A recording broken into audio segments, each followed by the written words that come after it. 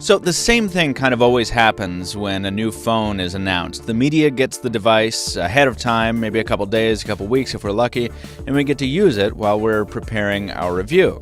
Then the date and time of the press embargo arrives, the embargo lifts, everybody posts their review at once, and it is a giant, big frenzy of activity. There's commenters going nuts and defenders and attackers, and it's just a huge explosion for about a day. And then everything disappears. I mean, sure, there's follow-up coverage and stuff as people find bugs, people have other stuff to say about the devices, they wear them in over the course of a day or so, but really, nobody ever goes back and revisits these devices after that initial blast of review to see how they feel after a couple weeks.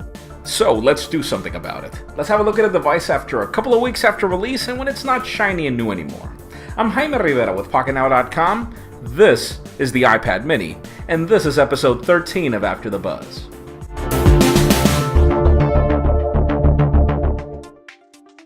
You know, when Apple announced the iPad mini, there was a lot to love and a lot to be skeptical about.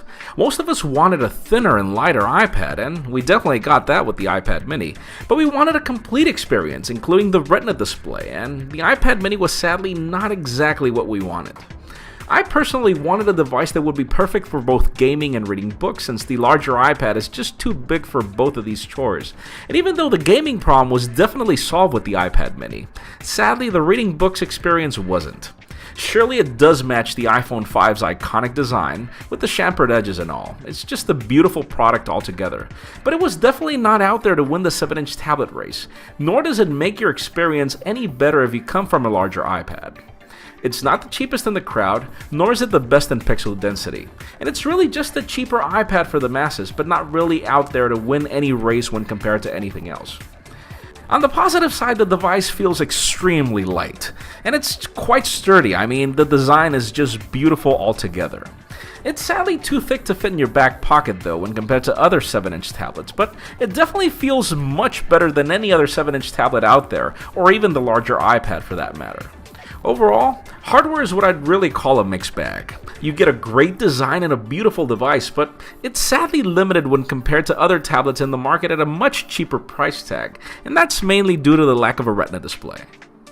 Now, what makes the iPad what it is really in the software department. And yes, I know, iOS 6 is not Apple's best work when it comes to an operating system, but what makes it succeed is really in the apps. The iPad has the largest and best app selection of any competing device out there, and every single title plays great on the iPad mini. Probably my biggest disappointment was trying to read magazines on this thing, since smaller text on a non-Retina display device means smaller and sometimes unreadable text in the real world. It may not be an issue for many, but if you don't have good eyesight, you should probably skip the iPad mini and stick to the Retina display iPad in case. Now, where I'd really recommend an iPad mini and where I enjoy it the most is in gaming. There are tons of both old and new titles in the App Store that play great on the iPad mini, and when you consider the fact that this device is thin and light, this is the perfect gaming machine, or at least the perfect gaming tablet. It's definitely no gaming console, we'll give you that, but once you match the fact that the complete cost of ownership of a PS Vita is much larger than an iPad mini when games go on sale, and there's definitely a compelling case to own a mini instead of a PS Vita, or probably just own two devices. When it comes to the overall user experience, I doubt any of you will ever use the camera, but it's one of the best tablet cameras out there. It takes decent photos in daylight, though a bit overexposed at times, though definitely not for night photography. And when it comes to 1080p video, it does a decent job, but again, it will never replace your camcorder. Some phone cameras do a much better job than the iPad mini. This device does support the iPhone 4's camera technology, so just remember this is 3-year-old technology in the works here. Probably one of its high points is the battery life, as with every iPad. It can last for days with moderate use, and since it charges much faster than the larger iPad, it makes the point of owning a tablet much more compelling than having to spend 7 hours waiting on the larger iPad.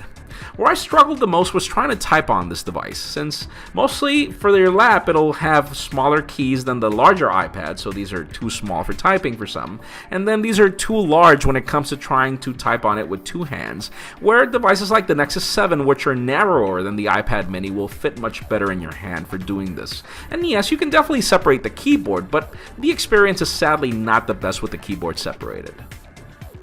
So, bottom line. Would I still recommend that you buy an iPad mini after a couple of weeks of use? The answer is kind of complicated. The larger iPad wasn't for work, and the iPad mini is even less for work for that matter. I'd say that the iPad mini is perfect for those who are carrying a large and heavy laptop everywhere, and wish to have a more intimate experience with the web or with a book once they're done. Or if you'd like to give an iPad to a child or a little brother and don't want to burn a hole in your pocket.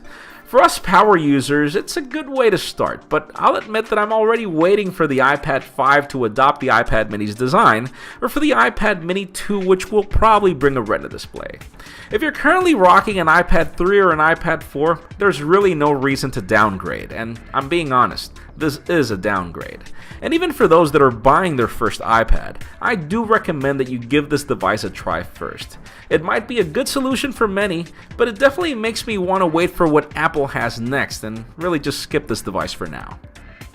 That's it for episode 12 of After the Buzz. Thanks for joining me. Be sure to share your experiences with the iPad mini in the comments down below, as well as subscribe to our YouTube channel and also follow us in your social network of choice. Give this video a thumbs up if you like what you saw. I'm Jaime Rivera. Thanks for watching.